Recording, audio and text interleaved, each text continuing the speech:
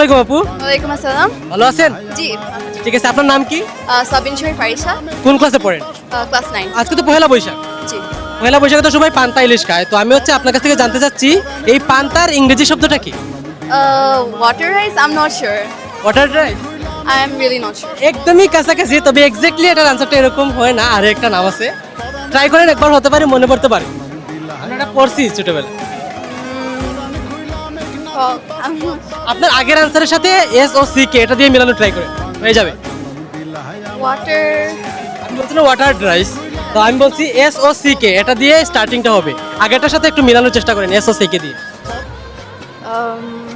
ও soaked rice. সক rice, ঠিক আছে, একদমই রাইট আনসার। কেমনে পারলেন এটা? অনেক কষ্ট হয়েছে তাই না? হ্যাঁ, একটু গেস ঠিক আছে। আচ্ছা, ঠিক আছে। আমি নাই নামটা আগে। আচ্ছা আচ্ছা, ঠিক আছে, তো থ্যাংক ইউ সো মাচ। কেমন লাগছে রেস করে? হ্যাঁ, ভালো লেগেছে। আচ্ছা ঠিক আছে, থ্যাংক ইউ আঙ্কেল।